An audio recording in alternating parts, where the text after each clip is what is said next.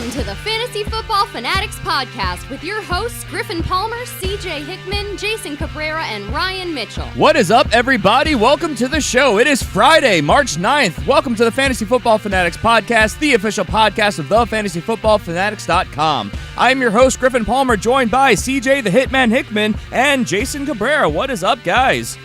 Hey, man, what's going on? Not much. Another day closer to free agency, so it's getting interesting. Right. I'm excited. Yeah, lot to talk about today. Of course, that's the topic of today's show, and that's basically all that's in the news. Lots of trades happening. A lot of stuff to get to today, so I'm pretty excited. And, you know, as I kind of therefore mentioned, we do have an amazing show for you guys today. All of what I've just mentioned, top headlines from around the league, quite a bit to get to, so I guess let's get right to it. Make sure you guys subscribe wherever you're listening, and make sure you submit your questions if you have any of them out there, whether it be, you know, a lot of people are setting up for dynasty leagues right now, keeper leagues, rookie drafts. A lot of people are asking us about IDP and various other aspects of fantasy football that maybe we don't cover here on the main show. Easiest way is on Twitter at the FF Fanatics. You can join us on Facebook at facebook.com/thefantasyfootballfanatics. Submit your questions there. There's tons of resources out there, guys. If you're on YouTube, comment down below. We'll happily read them on the show, like our warm-up today, which I chose this one to talk about on the show because I secretly think it's just Jason saying he's from a different spot, because this comes in from Jason in Flagstaff, Arizona, and he asked if Saquon Barkley... Is this secretly you, Jason? Jason, there are more Jasons in Arizona than just me, for the love of God. I just think the coincidence is hard to deny. But he asks, Jason, it's the work. It is. If Saquon Barkley goes to a great situation, would you put him in your top 5 running backs? If so, who gets left out? Now, I'm assuming he means... I think that's a very insightful and well thought out question. Yeah, I'm glad that you think that, Jason. Very, very noble of you to say that about Mr. Jason from Flagstaff. What part of Arizona are you from again, Jason? I'm from Sierra Vista. I'm like 6 hours south of that place. Convenient, isn't it? But anyway, I'm assuming they mean a great situation would be kind of like think about Ezekiel Elliott from 2 years ago landing in Dallas behind that offensive line, and he automatically worked his way up into the first round, and justifiably so. He worked out. So, I mean, for starters, I guess we'll start off by saying, if he lands in a great situation, do you think he's worthy of being not necessarily a top 5 pick, but in that conversation for top 5 running backs? What do you guys think? Well, I mean, it was directed towards Jason, so I'll let Jason answer first. Was it directed towards him? He was from a guy named Jason. It came from Jason, so... And now it didn't come from me. Sure it didn't. As far as would he be a top 5 running back, I mean, look, he's a rookie. You know, you can never say automatically, okay, he's top 5. You know, I mean, there's just too many proven commodities out there for you to go with a rookie within the top 5 running backs. You know, and that's top 5 running backs. That's first round, probably first half of the first round. I think that's a little too rich for my blood for a rookie fresh into the league. Will he be a running back 1? Yeah, if he goes to a really good situation with a good line and a good offense, I think he definitely will be. So I would be willing to take him probably end of the second, early third. End of the second, I think he'll be long gone by then, depending on where he goes. Okay, I'll put it this way: if he goes somewhere like, I mean, obviously Cleveland being up there at 1-4, it seems like a obviously terrible situation, and I think his cap is pretty limited on what he will be able to accomplish because he's not going to be on a good offense, and they're not going to be in scoring position very much. But I mean, if a team trades up, for instance, with a really good offense, just they need a running back. I don't necessarily have any on the top of my head, but I mean, you don't think he'd be worthy? Of top 5? Top 5 running back, not a top 5 pick. That's what. Yeah. Top 5 running back for fantasy, correct? For fantasy drafts. Yeah, that's what it means. I'm assuming he means fantasy drafts. Yeah. I don't. For fantasy wise, I mean, I would have to say no. Even if he does go to a good situation, because in my mind, I'm only thinking about 2 other spots he can go to. If he doesn't go to Cleveland, even if he goes to New York, that's still a bad situation there because they still don't have a good offensive line.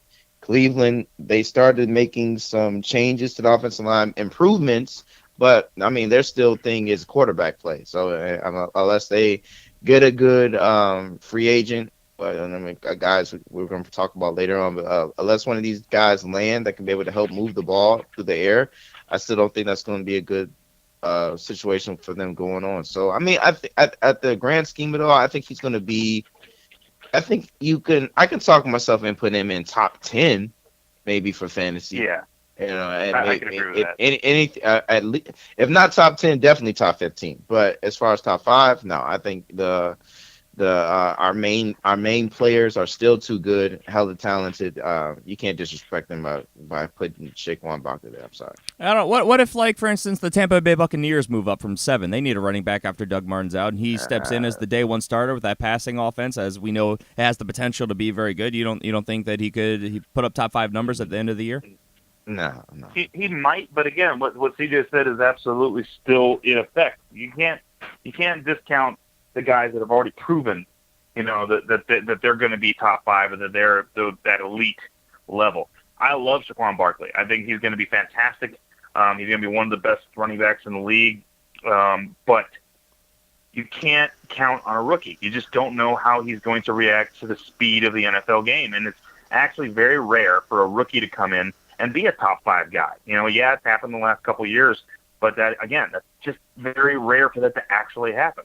Well, I mean, like you said, it's been happening. I mean, obviously players have. Last year there was 2 of them that made it in the top 5: Alvin Kamara, Kareem Hunt. So Ezekiel Elliott the year before that. I mean, Todd Gurley, if he had played a full season, maybe the year before that, it could have been there. Yeah, some of them better situations than others. I mean, Leonard Fournette finished, what was it, 8th, I think. So I mean, again, a top 10 finish.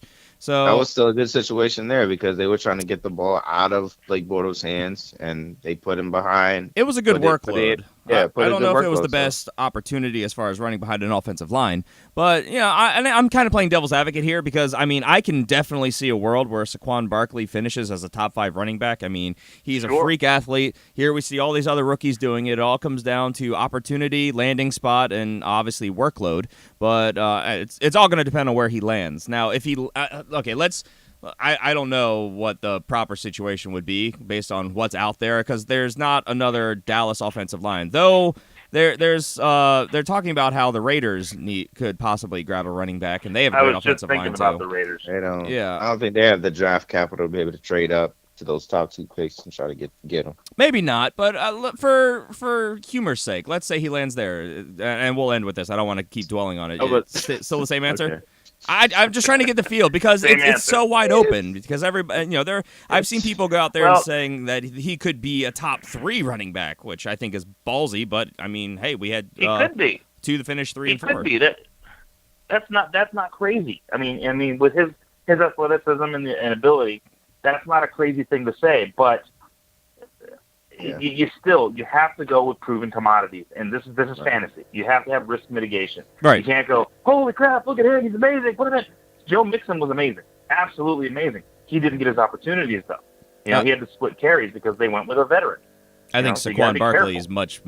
I would take Saquon Barkley over Joe Mixon if I had a choice. But yeah, it's true because you've got top heavy running backs here. You got Todd Gurley, Le'Veon Bell, Ezekiel Elliott, Alvin Kamara, David Johnson, Kareem Hunt, Melvin Gordon, Leonard Fournette. Just to name your first 8 right there, and you're going to throw them into that mix. Plus, plenty of other good guys behind them as well. It's tough to get behind that Jason from Flagstaff, Arizona. But I don't know. We haven't done our rankings yet, but it's true. Going with a known commodity is definitely safer than a rookie, and it all depends on the landing spot. So it's kind of a question that's hard to answer at this point because we're still so far away from the draft. So, yeah, let's move on to our top headlines from around the league. Now, there's quite a few league headlines, and a lot of these are all going to be IDP type things, so we're not going to dwell on it for too long. But there's been a lot of trades happening around the league, almost all of them on the defensive side of the ball. To name a couple, and we'll start off with kind of the most important thing. The official salary cap for 2018 is going up $10.2 million. So that's a big number. That's an important number and an important distinction. And even with that, there are still already a few teams that are over the cap, so you want to keep that in mind. But what is it? The Dolphins are like $18 million in the hole, and the Eagles are $15 million in the hole. So yeah, and then everyone else, there's some scraps until you start getting to who's the double digits. The Giants have $13 million, and they're 27th. So there's not too many teams that are super close.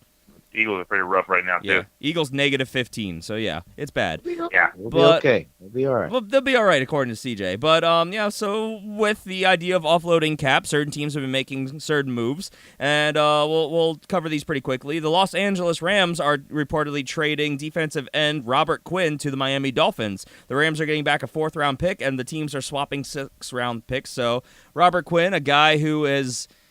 He really had one unbelievable year back in 2013. 57 combined tackles, 19 sacks. I mean, he got a pretty good payday off of that. He's not quite been the same player since, trending kind of downward. He had a decent resurgence last year, but he's on a line with a lot of talent. He now goes from one situation to another one in Miami where they have a defensive line with a lot of talent, but potentially more opportunities there based on players retiring and other players probably going to get cut, which we'll talk about soon. So interesting, Miami upgrading their defense and now really in the hole because of franchise tagging, obviously, Jarvis Landry, which we'll talk about. The Seattle Seahawks are trading defensive end Michael Bennett to the Philadelphia Eagles. The Eagles are also getting a 7th-round pick, and the Seattle Seahawks are getting a 5th-round pick and wide receiver Marcus Johnson from the Eagles. CJ, for Marcus Johnson, not exactly a household name. What are the perks of him, and especially in Seattle? Well, I mean, he's a good young wide receiver. I mean, he filled in pretty nicely a couple times. He shined a little bit in that last game against the Cowboys, and of course in preseason. Good work ethic, a good body there. I think that he's probably going to try to get an opportunity to fill that role that Paul Richardson is going to be departing. So, he's a little bigger receiver, still got some nice speed to him. I think he's going to fit in nice with those guys and at least at best have a shot to be able to compete and get a starting job. And as far as the other side of the trade, Howie Roseman, again, just willing and dealing and making some good pieces again, man. He's still showing you that they want to contend and try to repeat going into this year, and bringing in a veteran that can be able to, be a versatile defensive player, play outside and inside, and that's stuff that we want to see as far as Philly. Yep. Never mind the fact that, again, bringing his salary on board has you guys at -$15 million. It's all right. It's all right. We got some trades on the way. You're going to be hearing trades, the Eagles a lot more. Some definite cuts, some restructures. Yeah. The Eagles are going to have to get busy this offseason. That's for dang sure. Let's move on. This one caught me completely off guard. I was shocked by this. Yeah, this is Back dumb. to Los Angeles with the Rams. They are trading inside linebacker Alec Ogletree to the New York Giants. Now, the Los Angeles Rams are picking up a pair of 2018 draft picks, which is reportedly a 4th and a 6th-round pick, and the Giants are getting, in addition to Ogletree, the Rams' 7th-round pick for next year's 2019 draft. So a young, incredibly talented linebacker that you would assume that they were building their defense around out the door. I mean, this is a guy who back in 2016, 136 combo tackles. I mean, holy crap. He had almost 100 tackles last year as well. There's been some speculation that maybe he wasn't the best fit in Wade Phillips' defense. They signed him to a pretty decent deal. It was a 4-year, $42.75 million deal. It's got an out after this year already built in, but a lot of the speculation seems to be suggesting that they made this move kind of knowing that there was a potential that they might move on from him. It's strange to think because this guy's been so good for them. He's only 26 years old. He has a long career ahead of him. He's been very good in his time, even though he's been playing with some bad coaches. So, I mean, the Giants have been desperate for linebacker help, even going back 2 years when their defense was pretty good. They still really didn't have too many answers in their linebacking core. Alec Ogletree, a massive upgrade to the Giants. What are your guys' thoughts on this move? I really don't understand it. And I get maybe he's not a great fit, but he's such a good player. I mean, he can play inside and outside. He has been the scourge of my team for years, dealing with this dude. Pronouns, Cardinals, and plus they only got a 4th and a 6th-round pick for Alec Ogletree. Yep, that's insane. I'm shocked, absolutely shocked. It's an amazing deal for Alec Ogletree. I'm not a big fan of the Giants getting better, but I mean, this is a great addition to them and their defense. I mean, because linebackers they've been hurting for this, and he's still relatively young, and I still think he has more left in the tank. So, I would absolutely say so. 2013 first-round pick that they just traded away for a 4th and a 6th. I don't understand that. That's just dumb. Let me look at their cap situation, because I mean, obviously they've made other moves, which we'll talk about in a second. But let's see here. The Los Angeles Rams are. This is great radio. Wait, where are they? Awesome radio. There's the Chargers. Looking for the Rams? Yeah.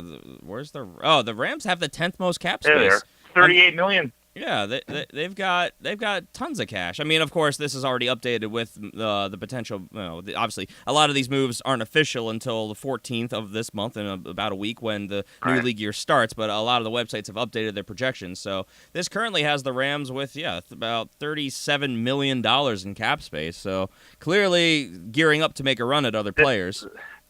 This had to be a personnel thing. This had to be he didn't fit in. He wasn't fitting in. Didn't like the new regime, wasn't happy, something like that, because this feels like just a knee-jerk reaction move. Because like we're saying, 4th and 6th round, they could have gotten more for that.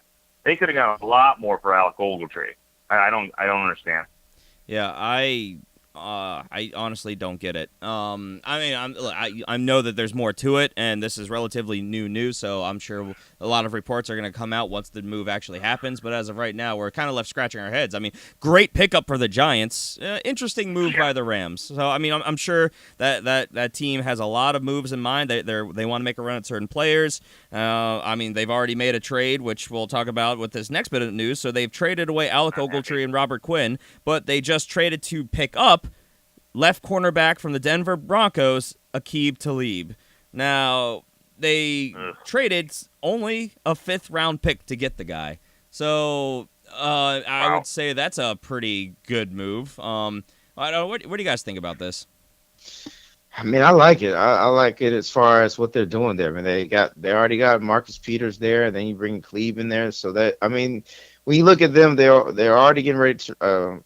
Tremaine Johnson's getting ready to get up out of there, so you're securing your linebacker. You're not the linebacker. You're securing your cornerbacks with a veteran, and you have a star in Marcus Peters, man. So I really like the move when it comes to that. And as far as what they bring to this defense, man, and with this Wade Phillips defense, it's all easy for these corners. I mean, and you got to get corners that have great hands. And as far as Khalid and Peters, man, they have the best hands. Great at defending. Wide receivers, man, and as far as that pass rush they're going to be having, I really like that because they get better on the defensive line and be able to bring some more to the table outside of Donald. It's going to be great. I like it.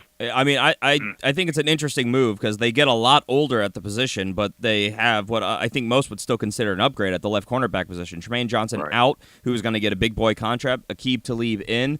I mean, They get this guy, and he's under contract for the next 2 years, and they can cut him at any time for no dead cap. And it's $11 million this year, $8 million next year, and then he'll be probably 34 and potentially out of the league at that point. So maybe you get 2 good years out of him. Maybe they think their Super Bowl window's open, or they're just trying to get a short-term answer. Maybe they're going to make a run during some of these other guys are free agency or the draft. Who knows? The Rams are making a lot of moves right now, and it's very, very intriguing to follow. I mean, as fantasy players, of course, we're all very used to the concept of trading, but in the National Football League, trades are not a common thing, but they are obviously growing in popularity as teams that have been doing it have been seemingly benefiting from it. And being a copycat league, as we talk about all the time, this is probably just the tip of the iceberg. So, okay, we'll move on because I'm sure most of our listeners, especially those that don't play IDP, are like, shut up, let's go. So we'll move on. Let's go to the quarterback position, and we'll head to Tampa Bay, where the Buccaneers are expected to bring back backup quarterback Ryan Fitzpatrick with a deal pre-free agency. So, seemingly shoring up their quarterback position. All right, Ryan Fitzpatrick, another year in the league as the backup in Tampa Bay. Yeah. Move on to this news. Yep. CJ. CJ's fine. He was celebrating via our private messenger when this news broke. The Tennessee Titans have officially released running back DeMarco Murray. Yes. And now blowing out everyone's ears. I mean, is it as much? CJ, okay, I need to get to the root of this just really fast. Is this DeMarco Murray as a player? Is it what he did or did not do for your Eagles? Is it because you really like Derrick Henry behind him, who's now going to get a much, much larger workload? What's the driving force behind your hatred for DeMarco Murray? First of all, listen, he's just a waste of space. That's unnecessary. That's he has been. What if he listens to the show? He's been hindering. Suck it, DeMarco. Thank you for listening. Wow. But listen, he's been hindering Derrick Henry that's been behind him. We all knew Derrick Henry was going to be that lead back. And instead of DeMarco just being a good veteran, coaching the rook up, letting him get his shine, what does he do? He tries to hold on to his job a little longer, just sucking and vulturing all the opportunities away from my man Derrick Henry. And it's just dumb. You know who he reminds me of? He reminds me of a John Cena. A John Cena that I'm really not a big fan of. Geez. I'm not going to open up that door right there because that's a whole different thing. But now we're going to get a chance. Finally, we're going to get Derrick Henry to be that guy. And I love this. I love this opportunity for Derrick Henry, man. So, yes, bye-bye, DeMarco. Bye-bye. I am pretty darn confident that the Tennessee Titans are going to bring in another running back, though, to be a pass-catching third-down back. I don't think we're going to be seeing Derrick Henry as much as a three-down back as some people are expecting. He hasn't been very – I mean, obviously, DeMarco Murray's been there, as you say, sucking up a lot of the opportunity and production. But DeMarco Murray, he was just a better pass catcher in open space. So we'll see. We'll see. He's gone now. He is gone now. He is entering the free agency pool. So, DeMarco Murray, again, a free agent. Let's go to Pittsburgh, where the Steelers have franchise tagged running back Le'Veon Bell officially, and he has now confirmed that he will not skip the 2018 season, even if he cannot reach a long-term deal with the team. That's good. So this has obviously been a concern for a while, especially among Steelers fans and fantasy fans alike. But DeMarco, wow, I'm back on DeMarco. Le'Veon Bell saying, don't talk about him no more. Wow. Le'Veon Bell saying that he will play no matter what this season. So rest easy, I guess. And, of course, the team is still striving to get a long-term deal done because, as it is right now, he's set to make, $14.5 million, roughly. So that's a pretty big cap hit for a running back, though if what we've been hearing is true, that's basically what he wants on a yearly basis anyway on a long-term deal. So we'll see. 26-year-old running back. It's not like he's old. We'll see what happens. Let's go to Buffalo, where former Jacksonville Jaguars running back Chris Ivory has signed with the team on a reported 2-year, $5.5 million contract. It has incentives to reach a maximum of $6 million. So I don't mind Buffalo, this. This is why you can't have nice things, Buffalo. Why do this? Why do this? Why not? Why do it though? You tell me why not, but why do it? Why do it? What is appealing to Chris Ivory? What is appealing to Buffalo? What is it? I think what's definitely appealing is, LaShawn McCoy is always an injury risk, and this is a guy who can be used in passing and rushing. He's decent between the tackles when healthy. Given the opportunity in the right system, he could be a decent fill-in. I think maybe decent means something different to you. Yeah, I think we have a totally different opinion and definition of a decent of the word decent. No. Because he was pretty good with the Jets. I mean, he had a 1,000-yard rushing season. He had 7 touchdowns in 1 year. He didn't even play a full season that year. His 2 years in Jacksonville. How long ago was that? How long ago was that? 2 years ago, 2015. 2 years. 2016 and 2017 in Jacksonville. I mean, obviously, he didn't quite click with that offense there. But in the right situation, I think Chris Ivory can be a spot start. He's not someone we're drafting high. He's not someone that you're starting with confidence no matter what the matchup. But in the right opportunity, he could be a decent sleeper pick. So this is depth. It's not like he's coming in to supplant LaShawn McCoy or anything. And they're getting him on the cheap. It's, $2.5 million a year, give or take a few? I mean, it's not bad. So, I mean, are you really that anti the move? I think the move was a waste of time, to be honest. I think they should have went younger. I mean, there's other, when you look at that list when the free agency running backs, there's other running backs they could have went a little less wear and tear on the body that could be able to do something for them. So, I mean, I looked at this and I was confused. I was confused on why they actually did this, to be honest. All right, Yeah, I have to kind of side with CJ on this one. This seems like a waste of $5.5 million in my opinion, because Chris Ivory's had his opportunities, and yeah, he's played well in the past, but he has not played well recently. So I'm not. They must think they can get something out of him that he hasn't come out of him recently in the last 2 years. I just see it as a depth move. I don't think that it's going to be a starting problem. Totally a depth move. Yeah. Totally a depth move. But there's other better options out there than Chris Ivory. That's what confuses. But of course, Jason, they're able to get him. Go ahead. I'm about to say, Jason, we got to look at the source when we talk about this in-depth move from a guy that has 17 tight ends on his team. And 17 running backs, right? Yeah, see? There you go. But no, I mean, they also get him for so cheap because he was a cut candidate. His contract doesn't need to flip over at the new league year. That's why they're able to sign him now as opposed to waiting when everybody's prices are going to go up. So I don't mind the move, and it's very little capital. And the details aren't out yet, but I'm sure that they can probably cut him for darn near nothing anyway. So it's camp body. You know, I would hope anyway. Yeah, I'm sure this is a low risk, high reward option for the team. So why not? Let's move on to the wide receiver position, where again the Los Angeles Rams. We're going back to them. Their wide receiver, Sammy Watkins, who we were all expecting to possibly be franchise tagged. Well, he was not. The team instead opted to sign the franchise tag on safety LaMarcus Joyner. So for him, that's a 1-year, $11.29 million contract. So the franchise tag on a wide receiver would have been about $16 million. So this was a move to save some cap space. And by all accounts, the team is still going to be very aggressive in trying to retain Watkins. But a bigger name wide receiver hits free agency that we were not expecting. Well, what do you guys think about this move? Do you think this was the right call? To be expected, to me.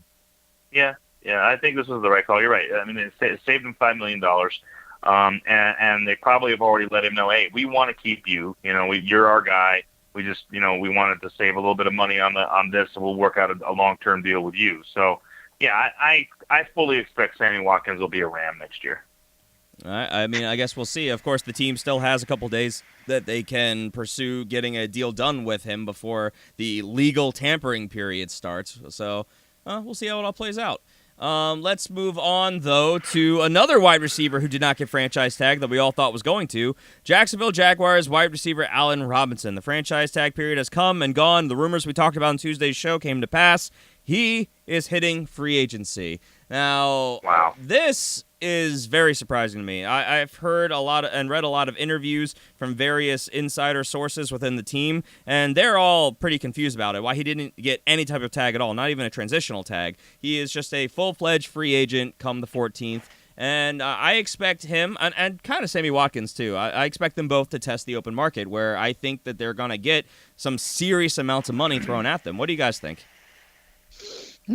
Well, I like Allen Robinson a lot, and I don't know. I think it's got to be injury, something injury related. Why they didn't just go ahead and tag him and keep him, man. It's got to be honest. That's my opinion. That's why I'm looking at it, because it's surprising. I mean, this is a young star, a guy that a couple years ago was lighting it up when Blake Bortles had that good year.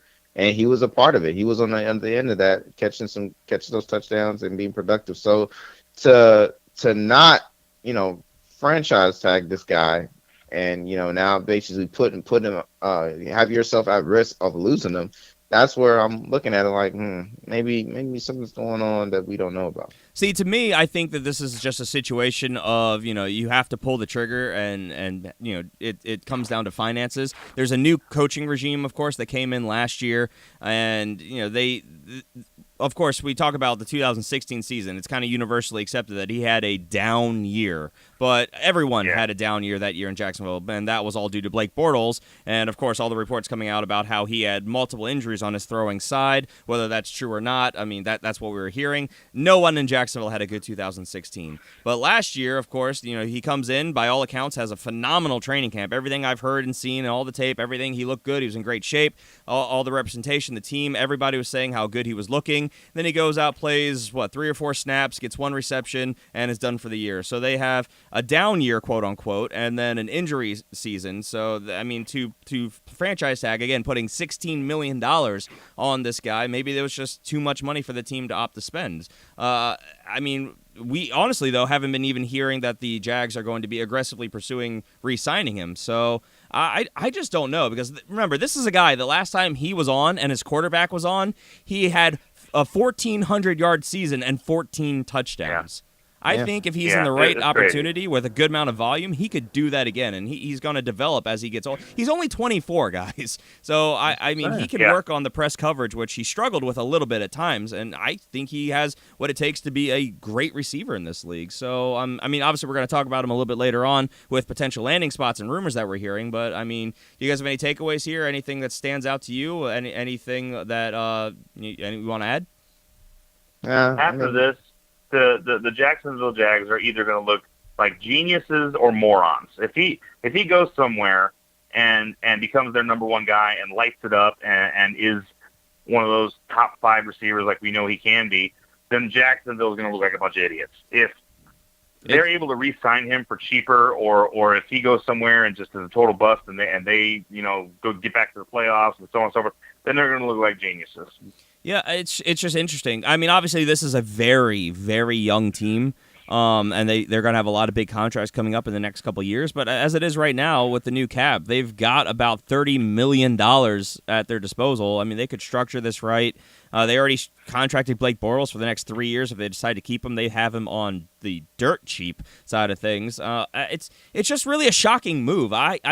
Based on everything I was hearing up until about a week ago, I fully expected that Allen Robinson would be a Jacksonville Jaguar. He'd be franchise tag, long-term contract nailed out, good to go. And I was excited to see what he would do if Blake Bortles continues to develop with this running game, with this defense, and, obviously the rapport he already had with Blake. But potential free agent, and the landing spots are very interesting. I have him as my top wide receiver in this year's free agency now, hands down. So, and obviously I'm a little bit biased here, but I'm really hoping he lands in Baltimore, but I know there are a lot of teams that have a lot more money to throw at him. We'll see how things shake out, and we'll talk more about that in a little bit. But it's interesting, and the thing I want to also point out, so there was 3 big wide receivers in free agency this year. Obviously, we talked about Sammy Watkins, Allen Robinson, and then Jarvis Landry. Have you guys noticed that since all this news started breaking about Sammy Watkins and Allen Robinson, that all the rumor and all the hype around Jarvis Landry has completely dried up? Well, he also signed the franchise tag. Well, no, obviously he had to sign that in order to be traded, and I think that honestly, him signing that franchise tag was the most brilliant thing he could do, because obviously, as we already talked about, the Dolphins kind of strong-armed him here, and they played with fire, and now they're getting burned because now teams know they don't have to give up a king's ransom to get a wide receiver because they've got 2 entering free agency. So I don't expect that Jarvis Landry is going to be able to command what they thought. I know the team, there was rumors saying that they wanted a first, maybe a second-round pick for him, but the teams that are going to be really, really needy at wide receiver, I think they're going to probably try and get one of these other 2 guys first. I've heard rumors that the Dolphins might not even be able to get a third-round pick for Jarvis Landry, where if they had just let him walk, they would have gotten probably a third-round compensatory pick anyway. So they really overstretched themselves here. Now they've got a wide receiver under the contract for $16 million almost that they can't afford to keep, and they can't resend the tag because he's already signed it. So they're going to have to cut him, if that's what it comes to, or make a lot of moves. I think that the Dolphins, like I said, they played with fire. Jarvis Landry kind of called their bluff here. The way the other teams played their hand really kind of screwed Miami, and now Miami's in a really tough spot. Like we said, they're $18.5 million in the hole right now. They have to clear that money just to be under the cap, much less to be able to do anything else. So it's interesting, especially, taking on Robert Quinn's contract as well. I think they were expecting that, it wouldn't be hard to take on because they'd be, Jarvis Landry would be gone. So I just thought that was a really kind of interesting narrative. I have seen some other analysts kind of write some reports and stories about it. I just wanted to know, I wanted to put it out there because it's something that I've been following and it really intrigues me. And I'm really going to be watching it to see where it goes, because Miami is going to probably, we've already heard, and we'll talk about very soon, that they're looking at cutting certain players just to probably clear cap space. So we'll get there. Last bit of wide receiver news. The New England Patriots picked up wide receiver Kenny Britt's option on his contract for 2018, keeping him as a New England Patriot. Honestly, I'm not going to lie. I kind of forgot that Kenny Britt was still a league. Yeah. Kenny Britt was a Patriot. I completely forgot he was a Patriot because he only had 2 receptions on the year. So, yeah, they exercised a option on the contract. He's 29. I think he'll be 30. Why not? Yeah, he'll be 30 by the time the season starts. It's a $1.5 million deal, so with no dead cap, they can still cut him for nothing. It's a why the hell not deal. That's what it is. I mean, it's exactly that. It's a, hey, we've got this guy under contract. Let's see what happens in the draft and free agency and go from there because, again, no dead cap. They can cut him for nothing. So, interesting. All right. Okay, we'll move on to the tight end position. Now, this was interesting to me as well. The Detroit Lions are reportedly listening to trade offers for tight end Eric Ebron. Apparently, won't get nothing. Okay. Well, apparently some teams had called and inquired about them, and sources close to the team reported that they were listening. So potentially Eric Ebron in a different uniform next year. What say you? Yeah. I laugh at you, sir. No, I laugh. You laugh at me. But where do you think he's going? Who is going to trade even a 5th round pick for him? I mean, at one point he was a high prospect. I could see a 5th round pick. At one point, but come on now. Let's be real. He hasn't done nothing. He hasn't done that. I like to think I'm being pretty real. Need for a tight end? The Ravens are in need for Miami? a tight end. You don't need any more tight ends, Griffin. No, we're cutting quite a few. The Texans, C.J. Fedorowicz is saying he's coming back, but who knows if he actually will after all the concussions. The Jacksonville Jaguars need a tight end. Miami needs a tight end. Yeah. Who else? Seattle. Cincinnati. Seattle's going to need a tight end. Seattle. Yeah. There's quite a few teams out there that need a tight end. If they can get a previous high round pick tight end. He was a first rounder for pennies on the dollar. A guy who's been decent, not what anyone expected him to be, but decent. There's that word again. Yeah, the It's man. like Sesame Street. The word of the day is decent. Look, he came into the league incredibly young. He's been in the league for 4 years. He's only 24 years old, so that's all I'm saying. He's got a lot of playing ahead of him, and I think he could continue to develop. I mean, we all know that I'm kind of the Eric Ebron truther of the show, so maybe I'm a little bit biased, but I still think he has a high ceiling depending on where he lands in the system that he's in. If he departs Detroit at all. That's a decent point you're making. It's very decent. Thank you for that. You're a good friend. Yeah. All right. I know. I try. Well, all right, and now a little bit of other news, and again, we'll power through this pretty quickly because it's mostly all IDP crap, and as much as we love IDP, we know all of you don't necessarily. The Seattle Seahawks cornerback Richard Sherman has reportedly been saying goodbye to his teammates, though there's no official word from the team yet. So this is interesting because the Legion of Boom is not even really there anymore. Legion of whom? Exactly. Richard Sherman, a guy who's getting a little bit long in the tooth for cornerback, definitely took a step backwards last year. He's 29. He'll be 30 at the beginning of the season. Obviously coming back from an injury as well, an Achilles, if I remember correctly. Maybe the Seattle Seahawks just figured it wasn't worth spending $13.2 million on a 30-year-old cornerback when they can cut him for only $2 million. So it's quite the savings. What do you guys think about this move? A potential move, obviously. It's not official yet. Right. Well, especially with the defensive backs that are coming out of this draft. It's a deep, deep draft for that position. So I get it, and it's a very Seattle Seahawks, we don't give a crap type of maneuver. Yeah, it is. Yeah. I mean, I've been reading a lot of reports that the team is still expected to hold on to Earl Thomas. They want to build around him, and they really want to build around Bobby Wagner, basically switching the focus of the defense. I mean, this team, as we already mentioned, they've traded away Michael Bennett. We're expecting them to get rid of Richard Sherman here, various other moves that we've heard rumblings of potentially happening. This is a team that's going to look very different, and honestly, they're looking like they're going from possibly needing to retool to maybe rebuild. I mean, we could be seeing a down year for the Seahawks next year, or maybe the next 2 years to come. That's horrible. That's terrible. That's terrible, huh, Jason? Yeah, I'm gonna go shed a tear. NFC West bias coming from Jason. Normally it's NFC East bias coming from CJ. Look at you guys. Let's see. ESPN's Diana Rossini, she confirms that the Miami Dolphins are, quote, discussing releasing defensive lineman Ndamukong Suh. So they're discussing it. Yeah, I like it. I like it. You like it? Why do you like it so much? Oh, I mean, well, it's just personal reasons. Read a couple reports talking about him coming to Philly. So of course you did. I knew that was the reason. You know what I mean? So, look, I just want him to make the best decision for him. You know, he's got all the money. Yeah. You know, I just want, for who? Yeah, for him. You know, Ndamukong. I want him to have fun.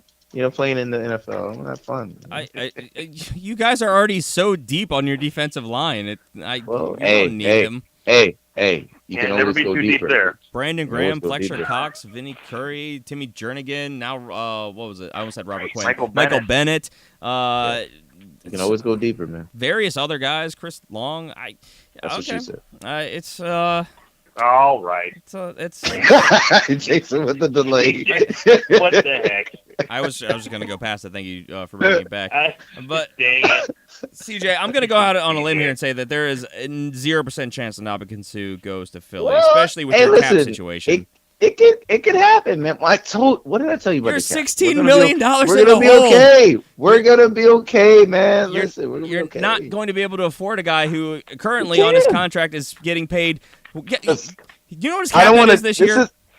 This is the main show. There's no deep dive. That's Patreon. Okay, I'm just telling you. There's a couple trades when you look at the Eagles cap situation. There's a couple trades they make, and we'll be good. That's all we have to do. 3 trades at most. 3 trades and a couple releases, and we're good. There you go. That's all we got to do. He's due $26 million this year. Oh yeah, we're not paying that. No. We're not paying that. You're not trading for him. You're gonna have to come down on that one, buddy. give you a couple million, but at 26, whoa, buddy. I mean, if they get rid of him alone, that'll get the Dolphins out of debt. But he's got a dead cap. They're done. Got him. We're good. Thanks. Appreciate it. I mean, theoretically, unfortunately, this year they don't really have an out until 2020 because even if they cut him, they're really only saving $4 million if we want to be technical because he has a dead cap hit this year of $22.2 million. Man, they eating that government cheese over there in Miami, man. Good gracious. That is a bad backloaded contract. Why would you? I mean, I know it was cap situation, but that's so much money into his age 31 and age 32 year because next year he's due $28 million cap hit. So that's a lot of money for a defensive lineman. That's a lot. So Ndamukong Suh in the news. We'll see how that shakes out. And then a little bit of kicker news. The Carolina Panthers have re-signed kicker Graham Gano to a 4-year contract. So that's a thing. And Jason, you added something here, didn't you? I did. According to ESPN's Jordan Renan, the teams are expecting defensive back Tyrann Mathieu to be released by the Cardinals after asking him to take a pay cut. Yeah. You know, I love my team and I love my general manager. I love Steve Keim, but sometimes he's a little too frugal for his own good. You know, sometimes you got to just spend money on your superstars. You let Calais Campbell walk out the door is a horrible decision. Now you're talking about he had a Tyrann great Mathieu year last year too, and not trading him, trading Mathieu, releasing him. It doesn't make any sense. He's gonna cost us $9 million of dead cap space. Yep, 9.3. Wow. If you're gonna get rid of him, which is you shouldn't. Okay, you shouldn't. He's one of the best defensive players in the league. Okay. Then trade him. Trade him if you're going to get rid of him. Don't just cut him. Come on, Steve. Yeah, coming back from injuries, you know, he's been a little bit slow to come back in the past, but I mean, I think he should be good and ready to go by 2018. $14 million cap hit if he stays, 9.3 if he goes. It's pretty. What's Jason, the Cardinals cap situation? I send you a 6th-round pick for him. You know what? Wow. You just go run into a wall. I give you a 6th round and Rodney McLeod. How about that? Huh? I'm not taking Rodney McLeod. Why not? I mean, come on. Wow. You know what? We'll talk business later. It's the main. The Arizona Cardinals currently have $20.4 million in cap space. So maybe this is a move to clear up just a couple million to get a quarterback. Yes, I just don't like it. I don't like it when you have someone like a Tyrann Mathieu, who's a superstar. You hold on to him. But I think that's enough IDP stuff for now. Let's go ahead and move on to why everyone's here. The topic of the day, we're going to be talking about some of the potential landing spot rumors for some of the top free agents, especially the fantasy relevant free agents. So we kind of had these listed by the way they are on NFL.com as the top 101, but realized that that's kind of pointless because especially at the quarterback position, it's going to be kind of a domino effect. It's going to be whoever gets Kirk Cousins, and then it's going to trickle down from there. So I guess we'll start off with the aforementioned Kirk Cousins, who is also fairly, they have rated as the top free agent right now, unless you consider Drew Brees, but everyone's expecting him to re-sign with the Saints for a relatively cheap deal. That's all we've been hearing. That's where he wants to play. So Kirk Cousins, now... we know we've been hearing a lot of things lately. I said openly on the show weeks ago that my favorite landing spot for him for fantasy was definitely Minnesota, and Minnesota has actually kind of come out as the front runner right now. But we've also seen and heard a lot of news and rumors coming out of Denver, the Jets, the Browns, the Cardinals, the Bills. These are all teams that need a quarterback or would like to upgrade a quarterback. We talk about how there was about 7 teams that need one now. These are 6 ones that we know are in contention. I'll throw this to you guys. What do you think is the likely outcome of this Kirk Cousins fiasco? Well, I mean, for me, when I saw the report with the Jets doing all that money, I mean, I'm like, okay, that's pretty nice. But once again, you don't have the weapons. I mean, the one of the key things I want to listen back to that interview with Kirk Cousins was saying that, he was excited by the potential of, be able to pick a place to go without being, it already be predetermined, and then going to a place that's going to be contender. Right now, the Jets not there. They're not to that point right now for them being contenders. So when you look at all these other teams, outside of, Denver, the main one that really sticks out is Minnesota. Minnesota, they got the talent. They got the young pieces there. Defense is still intact. I mean, so, everything is really there for Kirk Cousins to be able to come out there. I think it's now down the road for Minnesota. I think it's going to be some problems because you still got your 2 young wide receivers you're going to have to pay. You're gonna have to pay some of these defensive players. So I don't know how that's going to work out for them down the road. But hey, we just take it 1 year at a time. And for this upcoming season, I think Kirk Cousins with the Vikings is the best case scenario, and the division is wide open. Outside of the Packers, it's really just that's the only other team to play in right now. The reports are also kind of been leaking out lately, saying that the Vikings are willing to offer Kirk Cousins exactly what he's looking for. Something that I don't feel like has been in the spotlight as much as it's been talked about in closed circles is that he doesn't want a long-term deal. He's looking for about a 3-year, $90 million deal, which I think is crazy because, you have to spend that whole first year building a rapport with the team, learning the offense, getting it down. That first year can be rough. Then you get like one good year with the guy, and then you're on to another contract year, which I guess is good for him making money and feeling he's a hustler, man. Yeah, he's a hustler. It's good to feel out the place, but this is a guy talking about how he doesn't want to make crazy money, and because we talk about how he still drives his minivan that he had from before he was even a pro. So and he's made a lot of money in the franchise tag the last 2 years. But the Vikings, they've got the weapons. They've said they're willing to give him that.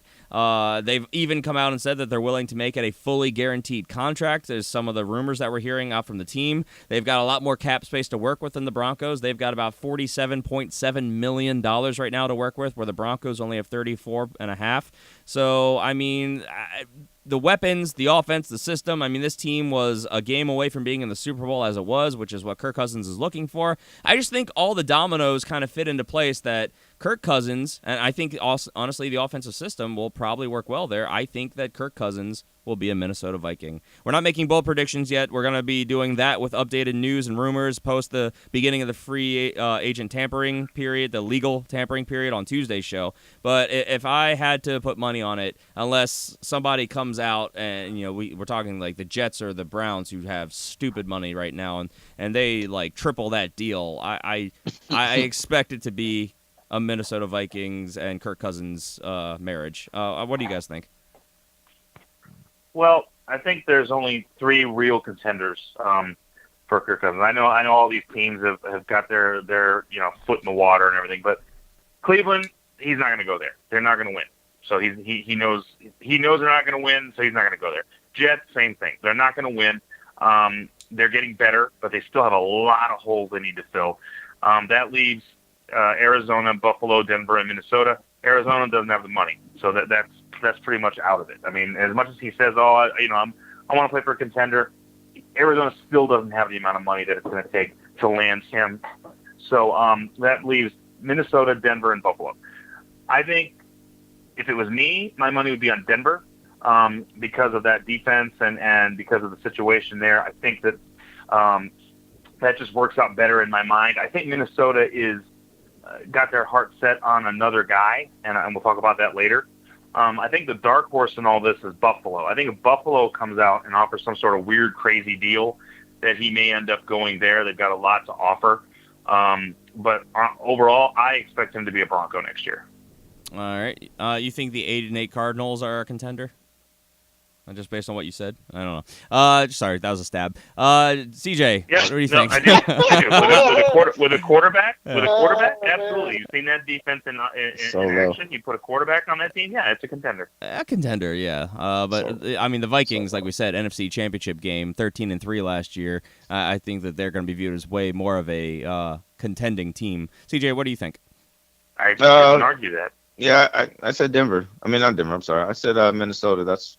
I'm kind of thinking that. All right. So I guess let's go on the assumption then, and we'll kind of go down the list. We'll talk about them all, but let's see if we can kind of predict these dominoes right now. I guess it'll be kind of fun. So we're going to assume that Kirk Cousins lands in Minnesota then. Jason won't, but we'll move on. Oh, we're assuming that? All right. Yeah, it's 2-1. We're going to argue it either way. So the next guy on the list is Case Keenum. Now, I've heard that Broncos and reports coming out of Broncos camp saying that if they fail to land Kirk Cousins, they're going to switch their focus onto Case Keenum, which is what I, again, think is going to happen here. I think that Kirk Cousins is going to land with Minnesota, and then the Broncos are going to end up landing Case Keenum as their starter, which, I mean, I've heard a lot of reports and analysts that kind of break it down, and they say that they think that Trevor Siemian is a better quarterback than Case Keenum is. That's pretty funny. It's funny. It's borderline ludicrous to say out loud, but I mean, some people who are very respected analysts, this is kind of their thought based on the game tape. And of course, Case Keenum had a career year, but it's interesting. So Jason, obviously, you're in the opposite camp here. You think that Kirk Cousins is going to land in Denver. So the candidates of what we've heard rumor-wise so far with Case Keenum are Arizona, Cleveland, and Denver. So you're assuming Denver's off the table. So where do you think Case Keenum lands then? Well, Arizona's not interested in Keenum. I'm pretty convinced of that. Everything that I'm hearing out here. So maybe Cleveland. But if the scenario you guys have outlined happens and Kirk goes to Minnesota, which is very possible, then yeah, I think Case Keenum to Denver makes a lot of sense. Yep. CJ, your thoughts?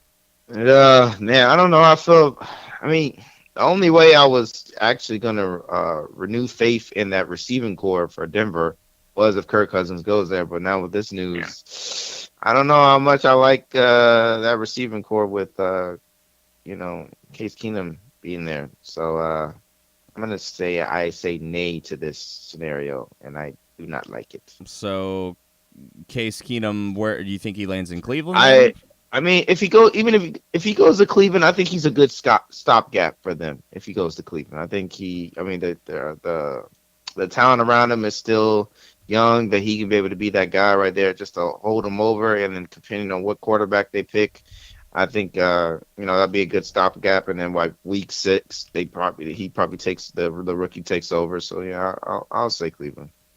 All right. So again, 2-1. We have, of course, though not willing to put up big money, we know the Vikings have expressed interest in possibly re-signing any one of their 3 quarterbacks that are leaving, so we'll throw them up on the list as well. But in our scenario right now, so we have Kirk Cousins going to Minnesota, we have Case Keenum going to Denver. I'm going to skip the next guy because I think the next one's an interesting one, and I've heard everything from he'll be a starter next year with obviously a lot of bonuses in his contract, structured incentives, to he won't even be in the league next year. And that is Sam Bradford. Now, Sam Bradford, as we've talked about, based on purely the analytics side of things, is the best pocket passer out of this free agency, out of these names that we're talking about today. He has the highest completion percentage, targets, the works, of course. His big red flag he's had throughout his entire career, the injury risks. I mean, last year he played one game. To be fair, in that one game, if you actually break down the quarterback ratings and the stats,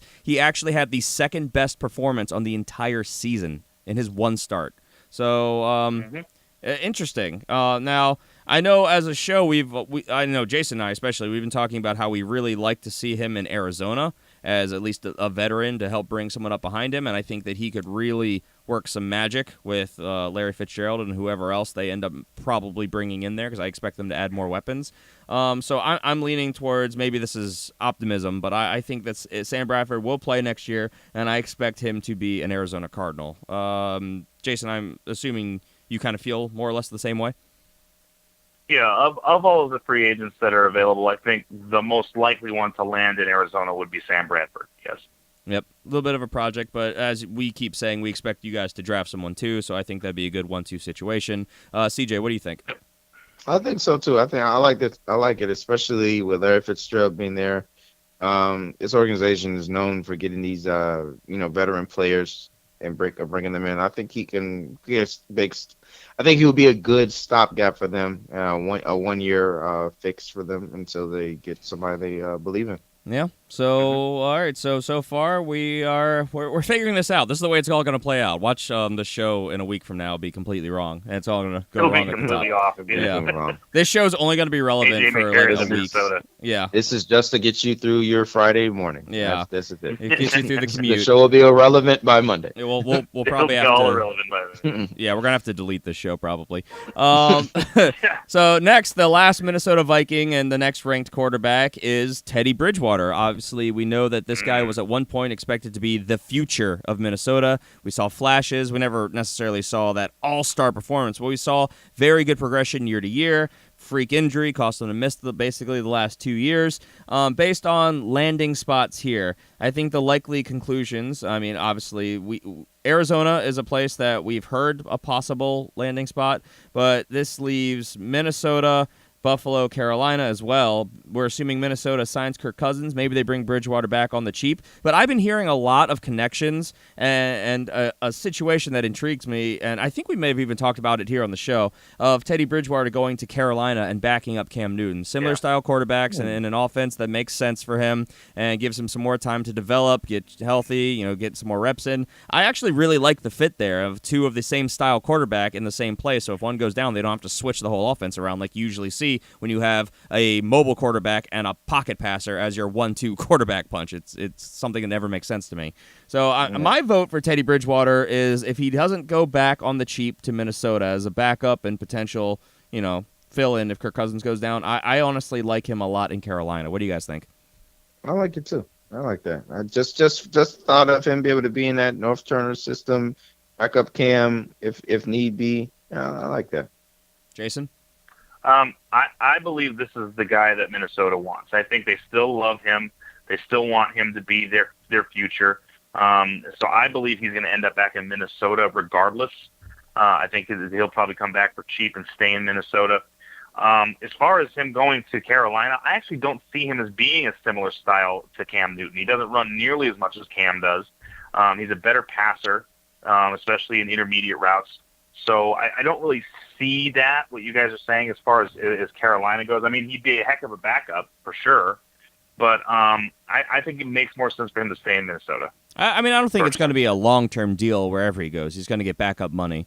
But I don't know. I think mobile quarterback, I think he can learn from Cam. I think it's a good 1-2 punch. I agree. They're not identical quarterbacks. They're different body types. They have different play styles. They have different strengths. But I honestly think that this is a closer comparison than Teddy Bridgewater is to Kirk Cousins, is kind of my thought process. So, well, again, we'll stick to our normal tradition of going 2-1. So we've landed a quarterback in Minnesota, Denver, Carolina, and Arizona so far. So that leaves one more quarterback on the board, which we were going to actually talk about today. A.J. McCarron. Now, he was a guy who wasn't necessarily on people's radar initially. He fought for his freedom, as it were, from the Bengals. He is now a free agent quarterback, and we know that the Cleveland Browns tried to trade for this guy last year, and they have a vested interest in him, and I could see him coming along and being that veteran quarterback with whoever they end up drafting this year, maybe even bringing along Kessler, who they already have under contract, which we talked about off the air. The fact that they're willing to move on from Kessler after 1 year, I know he wasn't great. We all know he wasn't, but you got to give a guy a chance. But we're expecting them to bring someone else in. Cleveland makes a lot of sense, and I've been hearing a lot of news suggesting that Buffalo will bring him in to compete with Teddy Bridgewater. Wow, with thank you, Tyrod Taylor. So because this is a team that any football fan, fantasy fan, real life football fan, whatever alike, we all know that the saga of the Buffalo Bills and Tyrod Taylor is a well documented thing, which is honestly I'm over. I know the team's over. It's played out, and they're looking for a way out of Tyrod Taylor. So what do you guys think? Rough. That was a rough segment. I don't get it, man. Tyrod Taylor has proven himself to me. I mean, he has played very well in Buffalo, and I don't understand why. It's the same thing with Kirk Cousins in Washington. It's like no matter what he does, they just don't believe in him as their future. They don't see him as their future. They're still looking around for the next best thing. So I don't get that. But as far as A.J. McCarron goes, honestly, I think there's a mutual interest between him and Cleveland. We've heard about it. It's been discussed. I think he ends up in Cleveland. I mean, I think the problem is somewhat obvious, though. I mean, he's barely gotten to 3,000 yards in the 3 seasons he's been there. Last year he didn't. The most he's thrown for is 20 touchdowns. Obviously, he gets it done with his legs. He runs around 500 yards or so and 4 or 5 touchdowns every year. But they're not what they're looking for. That's not what they want. And Tyrod, of course, he's got an $18 million cap hit, and that's not huge by any stretch of the imagination among quarterbacks. But they can cut him and save about $10 million this year, and obviously they can very easily get out of his contract after this year. I don't know. I just don't think they want to move on from a guy until they know they have something at least comparable in place. I honestly don't know. This is A.J. McCarron's one of the ones I have up in the air. I think logically that the Browns are going to lose out on a number of these quarterbacks, and they're going to throw a ton of money at McCarron. So I expect it to be Cleveland, honestly. Is that what you guys are expecting? Yeah, I think so too. I mean, just with the connection with him and Hugh Jackson, I think, especially over the during the season, the reports and when it came to the trade deadline and how the mix-up happened with them not going through, I think this is what's going to happen. I think he's going to end up going to Cleveland. I like how the show kind of quickly became a bold prediction show, which I was wondering about that. I mean, we're talking about the positions and we're throwing our guests out there. It's not bold, no. We're breaking it down methodically, but again, all it takes is for Kirk Cousins to land in like New York with the Jets, and this whole thing is mute. So that'd be so dumb. Everything changes. Everything changes. Hell, he'll be stupid rich if he goes to the Jets. That's true. Other quarterbacks to mention. Obviously, teams that haven't landed a quarterback yet that we've talked about that are in the quarterback market: the Jets, the Bills, to name a few. And we'll see how those chips lay. We're a week away, guys. So let's move on to the next couple of big guys, which kind of has a continuing kind of domino effect as well at the wide receiver position. Now, we'll start with Allen Robinson, who, as I already said, is my top free agent wide receiver. I think he has shown the ability to be a number one. I think in a good system with good volume and where he can develop, he can probably become that number one for years to come. The places he's been most commonly rumored to, and to an extent linked to, are Chicago. They have a huge need at wide receiver. Baltimore, which is completely blowing up their wide receiver core and starting anew, because that was by far and away the weak point of this team last year. The 49ers, who want to keep developing and surrounding Jimmy Garoppolo with weapons, and they have a lot of money to play with. And the Washington Redskins, who are trying to upgrade, trying to bring new weapons to their new quarterback, Alex Smith. Terrell Pryor out the door. They're trying to bring in another big down-the-field weapon. These are some of the names that I have heard most commonly linked. Have you guys heard any other places? I'm sure the market's much larger than this, but I think most of the teams are kind of being hush-hush about it right now. Yeah. Well, we don't have enough money for him, but I have heard Arizona had interest, and I'm like, yeah, good luck with that. Yeah. Well, I mean, why wouldn't they? Of course they should. I mean, I think you'd be a good fit in San Francisco. To be honest, I like it. That's they got actually money. where I was thinking too. They got I think money. he'd be nasty in San Francisco. Yeah, they got money. Got Jimmy G there. I like it. I think that's a win-win for everybody. That'd be a really good receiver core too, because you'd have Marquise Goodwin there, you'd have Allen Robinson there, you'd have that kid Taylor. Yeah. I mean, that would be. I would not like to see that, to be honest with you, because good grief. But yeah, I think that would be, for me. I think that's the most obvious landing spot, other than Jacksonville. Yeah.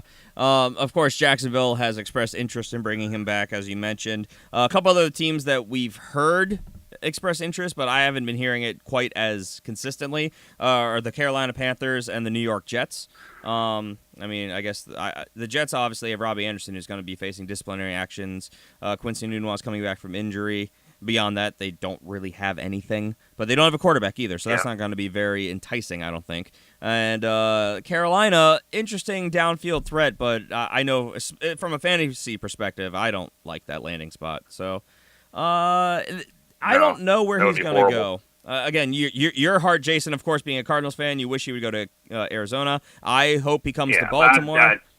And I've been hearing a lot of places that link him to Baltimore. Baltimore probably going to cut Macklin, get some cap space back, be able to throw some money at one or two of these guys. They've been linked to being one of the teams that have showed interest in trading for Jarvis Landry. It's going to be interesting, is all I can say. I honestly don't know, and this is where I think we'll cut off the bold predictions until we start getting some more rumors that are starting to pick up some steam by our next recording. So, yeah, those are potential landing spots for Allen Robinson. Wherever he goes, I think he'll be an instant impact, though. Let's see. Sammy Watkins is next. Obviously, as we talked about, another guy who we thought was going to be franchise tagged, was not, and now is going to be testing the open market. Now, the most common story we're hearing here, of course, is that he's going to return to the Rams. I like it, honestly, him returning to a spot that, he can get some continuity there. He can build a rapport with Jared Goff and with the great offensive minds that they have in the coaching staff there. I think they'll be able to get him going. His biggest hurdle was staying healthy, which he managed to do last year. So now I just think he needs to get going, which we've seen flashes in the past of him burning top corners at times, but not the most consistent player. I don't know. What do you guys think about Sammy Watkins and his future? I think, especially if he stays with the Rams, I think he's got a very bright future. I mean, this Rams team is just going to continue to get better. They were an offensive juggernaut last year, and with Robert Woods we're on the other side. I think that gives Sammy Watkins the opportunity to be the guy that he can be, and he showed himself, like you said, in flashes. He was great. If he can sustain that consistently, he's going to be a very good fantasy weapon. Yeah, I agree with you guys. I like the situation that he's in. Second year, so it's going to get better. And if we get another year of him being healthy, that's always going to be a plus as well. Yeah, I mean, of course, some other places that we know have quarterback needs: Chicago, Baltimore, Carolina. They've all been their names have been thrown into the mix. Though I haven't been hearing a lot of news coming out. The 49ers, again, a team that needs a wide receiver, and the Jets, the both wide receiver needy teams. I've heard their names thrown in. One that I thought was very interesting, and I've actually seen a couple. I haven't heard reports of rumors coming out of their camp, but I've seen a lot of people linking Sammy Watkins to this team. The Dallas Cowboys. I don't know what my thoughts are, because I know they want to give Dak Prescott more weapons, and obviously Dez Bryant has not been what he's been being paid to be the last couple years. This would add an actual athletic, explosive weapon to that offense, because they need that spark. What do you guys think about that as a landing spot? I think it makes a lot of sense. I mean, they do need a guy to take the top off the defense, and Sammy Watkins is speedy. Dez Bryant, not so much anymore. He's more of a box out, go up and get the ball type of player. So. Yeah, I could see that. That'd be a nice way to stretch the field out. Yeah. CJ? I know you're a little bit NFC East biased here, but push through it. I don't know. I mean, and in Dallas cap situation, it's kind of tough to try to sound like, even though you're probably not going to have to spend a lot. But I mean, just for the sake of it, sure, why not? I mean, if it's a team need, bring in some other weapons there. So sure, why not? Why not? You are right about that, though. They only got 12. They've got actually, they're almost under the cap. Yeah, over the cap. they've got They got that. about Did $4 million. the Marcus Lawrence thing hit them yet? Because I know they did the franchise Yeah, tag on the site I'm on, it's factored in. So they've got about $4 million of cap space remaining. They're gonna have to clear up some cap. And another spot that I haven't. Again, this is another one of those situations where I haven't heard the team any rumors coming out of their camps or their front office or anything, but. An interesting landing spot for sure, and this is analysts have been saying it's a potential sleeper spot. Indianapolis.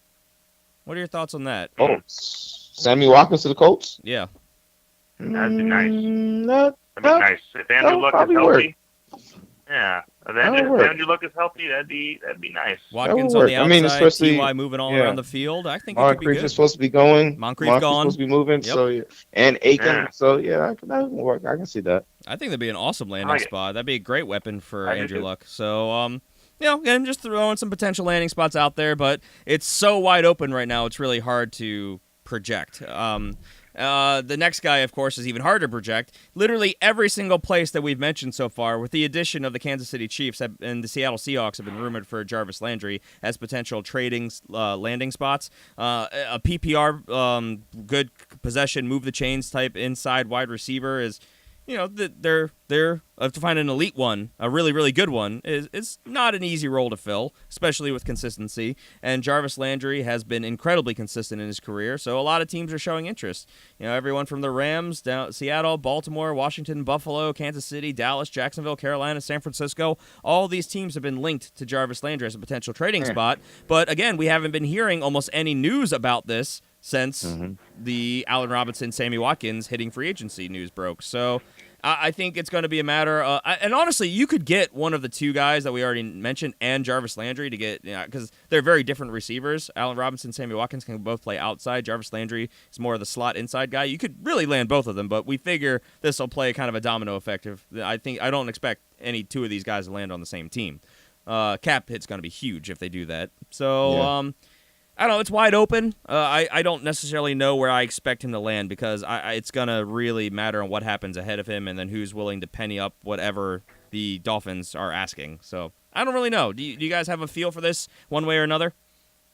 I would like to see him with Kansas City, but, to help out Patrick and Holmes, got him and Tyreek Hill there. I think that would be a good 1-2 combo. And they desperately need a second reliable wide receiver in that system. So, they do. To me, I like that fit. Jason? Maybe Jacksonville, with their other weapons walking out the door. Maybe they could use another good wide receiver in Jacksonville. Yeah, all potential. And obviously we'll know more in a week or so. Let's pick up the pace because we're already well over an hour. Running back that is definitely worth mentioning, Carlos Hyde. He's definitely the one that stands out from the crowd because Le'Veon Bell is tagged. So some landing spots we've been hearing is Seattle and New York with the Giants. So I think this is going to – I don't really know. I'm – what do you guys think? Because I'm really torn because I know that he's a 3-down back, but he's an injury concern. They're going to have to spend money to land this guy when we've been seeing just the talent coming out of college lately and how they've been able most of these higher prospects have been instant impacts to teams, and it's just a cheaper option, especially for a team that's strapped to the cap. I don't know what the market is going to be for Carlos Hyde. What do you guys think? I would love to give you an answer, but both of those teams fit. If you're the Giants, if you don't stay at 2 and get opportunity to draft Barkley, then I think he's another good stopgap. This team hasn't really shown that they're willing to draft high running back. Just looking at their past history, and then on the other side of the ball, Seattle, they already like to go into deep when it comes to running back, as far as like having at least 3 or 4 of them. So I don't see them, pressing themselves out to try to get a solid bat they can be able to rely on outside of Marshawn Lynch when he was there. So they love that versatility with that. So he can be that, short downage back and be able to use them there and still be able to use their pass catching bats. So yeah. I guess we'll see. Jason, anything to add? I mean, with Carlos Hyde, like you said, it's an injury risk. It's an injury concern. I think it would be bad for him to go to Seattle because it's not a great run blocking team, and I think he'd get smashed. Giants, maybe, but I've heard Isaiah Crowell's name more often linked to the Giants. They like the straight north-south runner, unlike Hyde, who's more of a shifty back. Yeah. So I don't know. Like you said, it's very weird, his situation, because he is a starter. He is a 3-down guy, but you don't know with all the injuries and stuff where he's possibly going to land. I mean, for me, if I had to just pick a landing spot for him, I'd probably say the Jets, because they're going to be looking for somebody. They just lost Forte. They don't believe in Bilal Powell, so maybe Carlos Hyde gets an opportunity with the Jets. Yeah, and who knows? Maybe there's a whole nother suitor we're not hearing about right now. There are teams that need a running back. Yeah. It's with the draft looming and there being a decent crop. I mean, the top 2 running backs are phenomenal in this year's draft. It's going to be interesting. So we'll see. Rapid fire now. Jimmy Graham, we've heard pretty exclusively rumors of him returning to New Orleans or possibly signing with the Patriots if Rob Gronkowski does retire, though it's seemingly that's not going to be the case. Obviously, there are quite a few tight end needy teams. We've listed off a bunch earlier in the show. Do you guys see any other potential landing spots? Like you said, Jacksonville we know needs a tight end. Baltimore, a handful of other places. There's a bunch of people that need a tight end, but I think he'll go to New Orleans. Yeah, I see a reunion. I see him going back. I see what you're going to. All right, so we'll not necessarily make our bold prediction there, but based on what we're hearing, we'll say Jimmy Graham back to New Orleans. Dion Lewis, another 3-down back. I don't know. I think it's the same situation as Carlos Hyde. I don't think he's going to command nearly as much as Carlos Hyde, but an injury kind of riddled player who's a 3-down back, a smaller, shiftier guy. He can be used in all 3 phases pretty effectively, though. It's just what's the market going to be for him and who's willing to pay up. What do you guys think? I'm gonna say. Go ahead. Let's say Frisco. San Francisco. All right, yeah. Jason. Shanahan. Yeah, I was just about to say. I've heard rumors linking him to San Francisco, and as more of a third down back behind Joe Williams, possibly. Yeah, the most common thing that I've heard more than his landing spots is simply that he will not be returning to New England. So some potential landing spots I've been hearing are the Buccaneers, the Giants, and the Lions. I think he'd be an interesting addition to all 3 of those teams. But we'll see. It's going to be interesting. Terrell Pryor, we've been hearing. The only thing I've heard about Terrell Pryor leaving Washington is returning back to the Cleveland Browns. Agreed. I don't know any other team who's going to be willing to really take the risk on him after that down year. So, yeah, we'll assume that that's where he goes until we hear more rumors. Obviously, this will all pick up soon. Trey Burton, just like Jimmy Graham, there's a lot of teams that need a tight end, and I think he's going to get paid. I think a lot of teams are going to potentially view him as an answer at the tight end position, a good playmaker. What do you guys think? Potential landing spots? L.A., Rams, or Miami. Jason? Both of those make a lot of sense. Sure.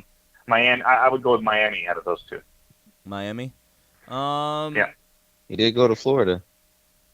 He did. Yeah. I don't know. I've heard some rumors linking him to the Bears. No. Zach Miller's gone. I mean, I don't know. I mean, obviously that's not great for his fantasy value, but I mean it's a team that likes to use the tight end. Adam Shaheen's been okay when he's been given the opportunity. He could be a good upgrade there. I've seen him linked to the 49ers. No, they have Eric Ebron. I haven't seen him being linked to them. Yeah, but we just had a report that they're looking to shop Eric Ebron. So if Eric Ebron goes away, I've been hearing. Look, Wusa. They weren't What's looking up, to buddy? shop him, but they were listening to offers. So I don't know if they're looking to move on necessarily, but they'll if a good offer comes along, they'll entertain it. The places I've been hearing most though are, as I mentioned, Chicago, San Francisco, and Jacksonville. I think I've been hearing the most as the best fits, but not a lot of like breaking news. People are, as far as I can tell, most of the things I'm hearing is that this has been pretty hush hush. Teams that are interested in him. There's a lot that have expressed interest, but none that have come out and said we're gonna get that guy. And Tyler Eifert, again, a very, very good red zone weapon, but as I talked about on the show, was it last week, how he's barely been on the field during his seasons, and therefore I think the only place he possibly signs is back with Cincinnati. I don't know. He's missed 41 games in the last 5 seasons. That's crazy to me. So a great red zone threat, but that's about it. Injury risk. Do you guys? I've heard him generating interest basically nowhere else. Have you guys?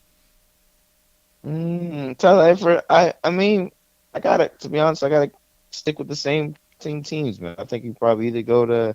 I would really like him with the Rams, to be honest. I think that's a low risk for the Rams. They don't have to pay him a lot of money, but when he's healthy, that man was awesome for fantasy. Yeah. So, but again, this is what you want to see. But have you been hearing any rumors around the league of people who are pursuing him? No, I haven't heard anything. So this is just me, that's gonna be my dark horse, and seeing that him go to that team. We're diving too far into Tuesday's topic of speculating and bold predictions. This is tough. It's tough not to do. It is tough. It's really tough because we're going based on what we've heard, and some of these guys we haven't heard a lot of, even though they're the higher end prospects in free agency. All fantasy wise, there's obviously a lot of defensive players that are ranked around these guys, but people don't care about defense for the most part. So yeah, those are. Is there anyone else you guys want to talk about? I put those guys down as the top fantasy options in free agency. Though obviously there's plenty of other free agents on the offensive side. But I mean, I'm sure we'll cover a lot more. DeMarco Murray. I don't know. I am not prepared to talk about DeMarco Murray. You were not prepared to talk. No, a guy who's definitely over the hill, but I think will generate some interest. Probably get a veteran minimum contract, a shorter, maybe 2-year deal that's incentive based. And where, I don't know, because he hasn't been a free agent for long enough for there to be any rumors to talk about. Well, that will be a topic for Tuesday when we're talking potential landing spots. So yeah, that's going to do it for us today. And then we'll be back on Tuesday when again we'll be talking our final pre-free agency bold predictions, landing spots, things of that nature. We've only mentioned it about 100 times leading up to this point. If you stuck in here with us, this show went from being, I thought it was going to be a nice tight hour, to about an hour and 20. So we're just leaving. We're signing off. Make sure you follow us wherever you're listening. Subscribe to the show. Give us a rating. Give us a review. Follow us on Twitter at the FF Fanatics. Any parting thoughts, guys? Hey, man. You guys have a good weekend. Yeah. Jason, any thoughts? 1 week. It begins in 1 week. Here we go. It does. I'm ready. I am very excited. All right, we're out of here. We will see you guys on Tuesday with, I'm sure, a ton of updates. We'll talk to you guys then. Bye. Life in the fast lane, moving at the speed of life, and I can't slow down. Only got a gallon in the gas tank, but I'm almost at the finish line, so I can't stop now. I don't really know where I'm headed, just enjoying the ride. Just gonna roll till I drop and ride till I die. I'm living life in the